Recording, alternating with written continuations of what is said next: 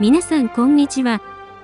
今日も最新のウクライナ情勢について、公開情報をコンパクトにまとめて地図を使って、いち早くわかりやすくお届けします。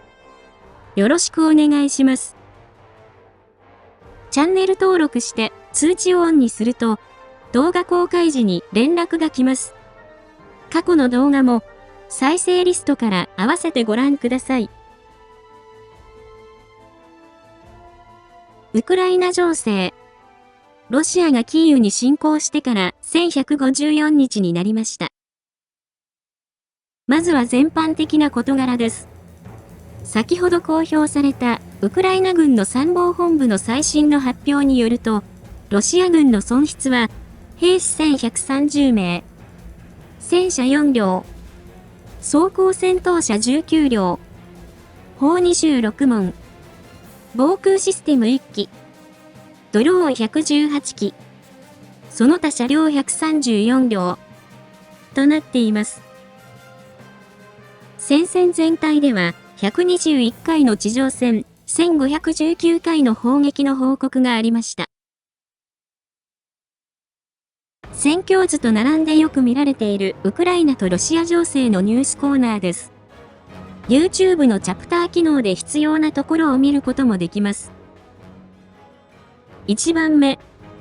クレムリンの事情に詳しい関係筋によると、ロシアはトランプ大統領をロシアに引きつけ、関係を改善するために、モスクワにトランプタワーを建設することを協議しているとのことです。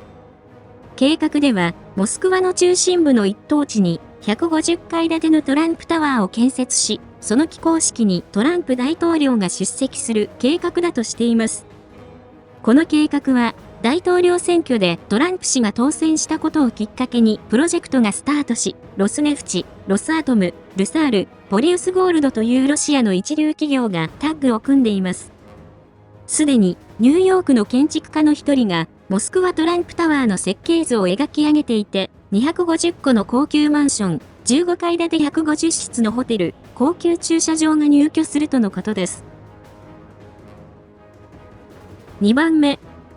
リビウ上空で謎の飛行機が周回しているのが確認され、スウェーデンが1年前に供与を表明した早期空中警戒管制機ではないかと話題になっています。フライトレーダー24によると、ウクライナ上空でウェルカムというコールサインの飛行機が目的地不明で飛行していて、リビウ上空を様々な方向に向かって旋回しているのが確認されました。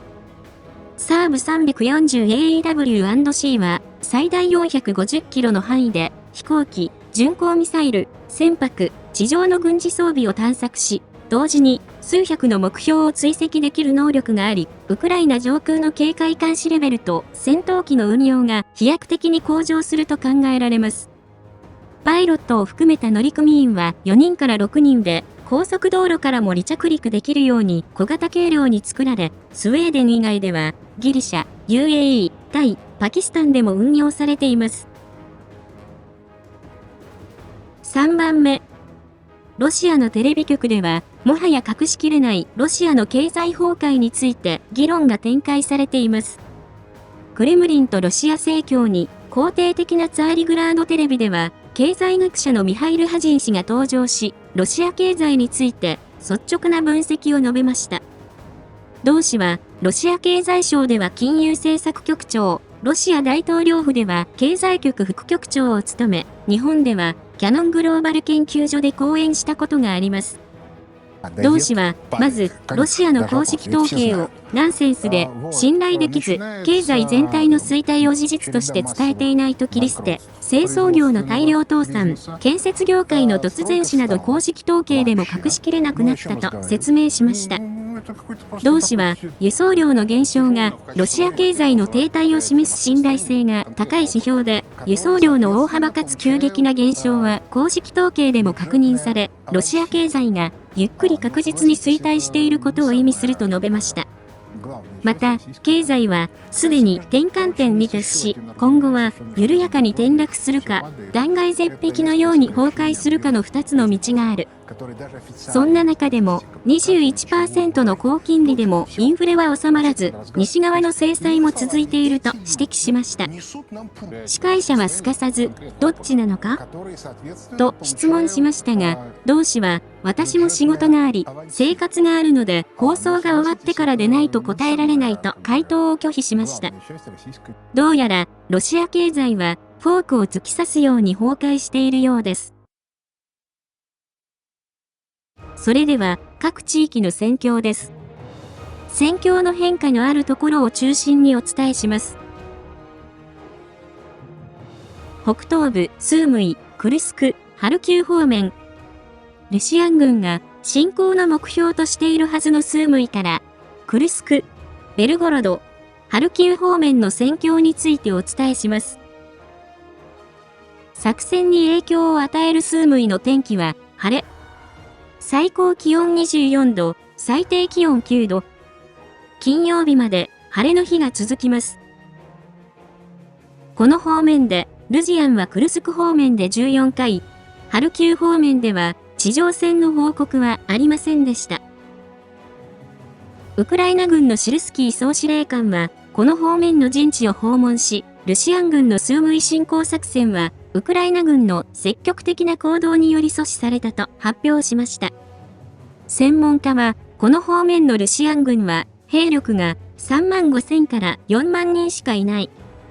これは、明らかな戦力不足で、本当にスームイに侵攻するとしたら、50キロの前線で帯状に前進し、10万人から15万人の兵力が必要であると分析しました。クルスク方面。この方面では、戦況図に影響のある情報はありませんが、ウクライナ空軍は、テタキノにあるドローン発進基地を空爆で破壊し、最大で20人のルジアンパイロットを無力化したと発表しました。ベルゴロド方面。この方面では、ルジアンが奪還作戦を進め、ウクライナ軍が応戦しました。そのうち、ポポフカとデミドフカの間にある地図の場所では、ルジアンが大西車壕に潜んで密集した状態で攻撃命令を待っていましたが、その前に、ウクライナ軍のドローンがやってきて、全滅しました。ご覧いただいているのは、ウクライナ軍の第225突撃大隊のもので、地図の場所の様子となっています。まるでチェチェンの鶏のようだとのコメントが添えられ、右側では、地面にお休みになっているルジアンを、1羽、2羽、たくさんと数えているところとなっています。これを含めて、クルスク方面からハルキウ方面では、戦況図に変更はありませんでした。北東部、ルハンスク州方面。東部、チャシフヤール方面。クピャンスクからチャシフヤール方面の戦況についてお伝えします。この方面でルジアンは、クピャンスク方面で1回、スバトベクレミンナ戦は11回、シベルスク周辺では2回、チャシフヤール方面で4回、トレツクの方向で8回攻撃を行いました。スバトベクレミンナ戦。この方面では、日和見的なルジアンの攻撃が続いています。1番目。そのうち、カテリニフカからノベの突出部では、複数の情報を総合すると、ルジアンがノベの南にある森林、作業場を占領し、その後、集落に向けて攻撃を仕掛けました。ルジアンの砲撃位置からすると、ウクライナ軍は、ノベ集落の西側で陣地を構えていると思われます。戦況図では、ノベの集落の東側半分を係争地の拡大として、また、南にある森林と作業場をルジアンが占領したとして更新しました。面積は2平方キロになります。2番目。ヤンポリフカでは、ルジアンは歩兵による集落の占領と並行して、南側の郊外でも前進し、集落を包囲して、ウクライナ軍の退路を断つ試みを行っています。ご覧いただいているのは、ウクライナ軍の第63機械化旅団のもので、集落の南側の川で、あるところでは、ルジアンとドローンが見つめ合い、また、あるところでは、水辺で一緒に遊んでから、いずれも、川や地面に召されている様子を観察している様子となっています。この攻撃は、ウクライナ軍が撃退し、戦況図に変更はありません。トレツク方面。この方面でも、ルジアンの攻撃が続き、市街地の攻撃に加え、ルジアンは側面攻撃を強化しています。1番目。ラチネでは、位置情報付きの映像によると、ルジアンがディリーフカの方向に前進を試みています。ご覧いただいているのは、ウクライナ軍のキジャーク国家警備旅団のもので、まずオートバイに乗って前進を試み、その後歩いて前進しようとしているルジアンの様子となっています。戦況図では、この場所まで500メートル係争地が拡大したとして更新しました。少し地図を引くと、ルジアンはディリーフカの集落を抜ければ15キロ先のコスティアンティノフカまで線路で一直線に進めることから、今後もこの攻撃軸で攻勢を続ける可能性があります。2番目。トレツク南の住宅地では、ルジアンが再び集落で攻勢を仕掛け、ウクライナ軍の防衛の弱点を探しています。ご覧いただいているのは、ウクライナ軍の第12アゾフ特殊作戦旅団のもので、地図の建物の様子を近くで観察しているところとなっています。この場所は、ルジアンの占領地としていましたが、戦況図では、占領地を縮小させ、係争地が拡大したとして更新しました。また、その北の専門学校の街区は、3月頃に一度ウクライナ軍が反撃したところでしたが、すでに撤退し、ルジアンが占領したとして更新しました。3番目。スカバルカでは、昨日の動画でルジアンが前進した可能性があるとお伝えしました。複数の情報を総合すると、ウクライナ軍は集落北側の陣地と住宅地で防衛を行っていることから、戦況図では集落を横切る道路の南側をルジアンが占領したとして更新しました。面積は7平方キロになります。南東部ドネツク州、ポクロフスク、コスティアンティノピル、ベリカノボシルカ方面の戦況についてお伝えします。この方面で、ルジアンは、ポクロフスク方面で36回、コスティアンティノピル、ベリカノボシルカ方面で5回攻撃を行いましたが、ルジアンの攻撃はウクライナ軍が撃退し、戦況図に影響のある情報はありませんでした。ウクライナ軍の第25空挺旅団の兵士が、ススピルネの取材に応じたところでは、敵はこの方面で装甲車両を使い果たしたため、バギーとオートバイによる攻撃を強化していると述べました。後方地域。今日もロシアン領内で不審な事件が起きています。そのうち、前線から600キロ離れたボルゴグラードの水力発電所では、複数の火災が発生した情報があります。映像では、水面の向こうに炎と煙を見ることができますが、これがウクライナ軍のドローンによるものなのか、他の理由も考えられ、現在のところ当局の発表もなく、原因は不明となっています。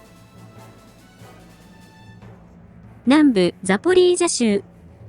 南部ヘルソン州。これらの方面で、ルジアンは4回攻撃を行いましたが、戦況図に変更のある情報はありませんでした。その他、今回の停戦命令でも、ロシア軍は各所で攻撃を行い、軍の統制が取れていないことが判明しましたが、この原因について、ロシアンの軍事ブロガーが、停戦は指揮官の収入を奪うもので、絶対にできないと伝えています。それによると、多くの指揮官、将校にとって戦争とは、略奪、人道支援物資の猫ババ、市民や部下を脅してゆすることも、兵士を安全な部署に配置したり、休暇を認めるなど、何かにつけて、兵士から賄賂をもらうことができる集金マシーンになっているとのことです。記事では、軍内部では、兵士の給料を搾取するビジネスモデルがすでに確立している。停戦になれば、この収入がすべてなくなるどころか、場合によっては刑事訴追される可能性もある。そのため、今、末端の指揮官から司令官に至るまで、停戦しないよう、様々な働きかけ、妨害を行っているとのことです。以前の動画でも、突撃兵の銀行カードを指揮官が奪い、肉攻撃に投入して戦死を報告せず、死後振り込まれ続ける給料を指揮官が懐に入れているという、日本で言えば年金詐欺のような話をお伝えしました。この軍事ブロガーも同様に、ルシアン軍は、すでに、プー大統領の指揮が及ばず、略奪、犯罪、妨害が横行し、統制の効かない模倣組織に堕落したと指摘しています。今日は以上です。情勢分析やニュースの感想、最新情報など、ぜひコメント欄にお寄せください。最後に、このチャンネルにはサブチャンネルがあります。また、関連するツイッター、ノート、テレグラム、ニコニコ動画もあります。ノートでは、日々の戦況を無料で読むことができ、ニコニコ動画では、昨年8月までの戦況動画を掲載しています。何かあった時は、これらのメディアで視聴者様にお知らせしますので、ぜひ、どれか一つでもチャンネル登録、フォローの方をお願いします。リンクは概要欄にあります。ご視聴いただきありがとうございました。